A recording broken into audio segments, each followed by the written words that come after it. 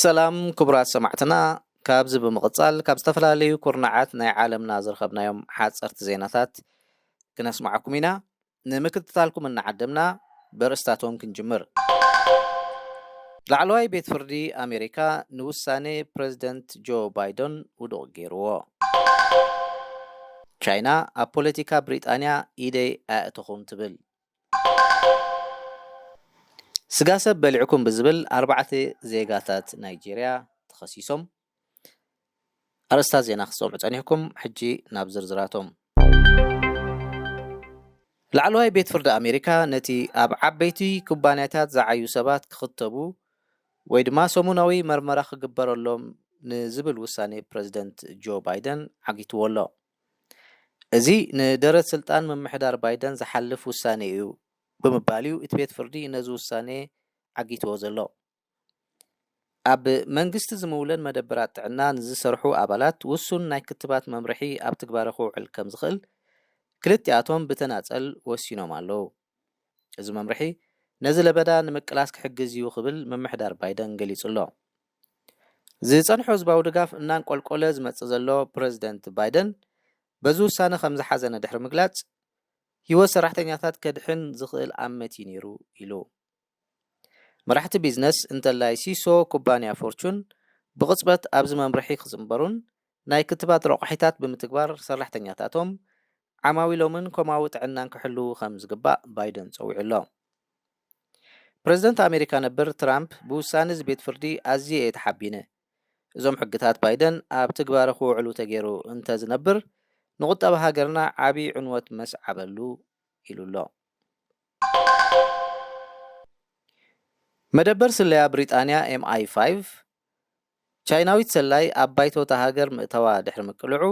ቻይና ነዚ ጉዳይ ኣይወዓልክዎን ክትብል ነቲ ክሲ ውድቕ ገይራቶላ ክሪስቲን ቾንግ ኩኦሊን ንዴሳዊ ሰልፊ ቻይና ምስ ኣባላት ባይቶ ክኾኑ ዝተስፈውን ሰባት ርክብ ፈጢራ ምህላዋ እቲ ኣገልግሎት ስለያ ገሊጹ ኣሎ ድሕሪዚ ንፖለቲከኛታት እንተላይ ኣባል ባይቶ ሰልፊ ዕዮ ባሪ ጋርዲነር ክሳብ 420,000 ፓውንድ ዝኸውን ገንዘብ መሃባ ወሲኹ ገሊጹ ኤምባሲ ቻይና ኣብ ላንደን ብወገኑ እቲ ትካል ስለያ ኣብ ልዕሊ ቻይናውያን ማሕበረሰብ ተቐማጦ ብሪጣንያ ምጽላም ስምን ምፍርራህን የካይድ ምህላው ብምጥቃስ ከሲስዎ ኣሎ ቻይና ኣብ ውሽጣዊ ጉዳይ ሃገራት ዘይምእታው ብጽኑዕ እትኽተሎ መትከል እዩ ኣባላት ባይቶ ሃገራት ናይ ምግዛእ ባህሊ የብልናን ክብል መርበብ ሓበሬታ ኤምባሲ ቻይና ግብረ መልሲ ሂቡሎ ኣብ ሰሜናዊ ምዕራብ ናይጄርያ ክልል ዛምፋራ ዝርከቡ ፖሊስ ስጋ ሰባት ዝበልዑን ኣካሊቱ ወዲ ሰብ ሸይጦምን ንዝበሎም 4 ሰባት ኣብ ትሕቲ ቀይዲ ምእታው ገሊጹ ኣሎ ኣብቲ ዞባ ሳሕቲ ዘጋጠም ኩነታት እዩ ክብል እቲ ዜና ወሲኹ ገሊጹ ኣብ ሓደ ገና ዘይተወደአ ህንፃ ውሽጣዊ ኣካላቱ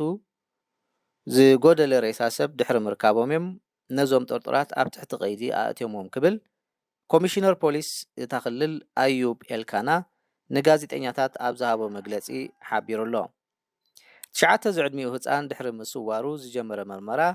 ናብዚ ዘሎ ኩነታት ከም ዝመርሖም እውን ኣረዲኡ ክልተ ዓበይትን ክልተ ኮተቴን ዝኾኑ እዞም ጠርጡራት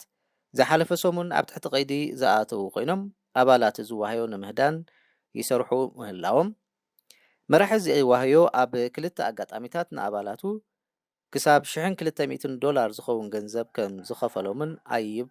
ወሲኹ ሓቢሩ ኣሎ ዛምፋራ ብብዝሒ ምጭዋይ ሰባትን ሕቶ በጃን ጎነፅን ዝረኣየላ ክልል ናይጄርያ ምዃና ጸብጻባት የመልክቱ እምበኣር ክቡራት ሰማዕትና ንሕጂ ኣዳሊናዮ ዝነበርና ዜናታት በዚ ፈጺምና ኣለና ሰላም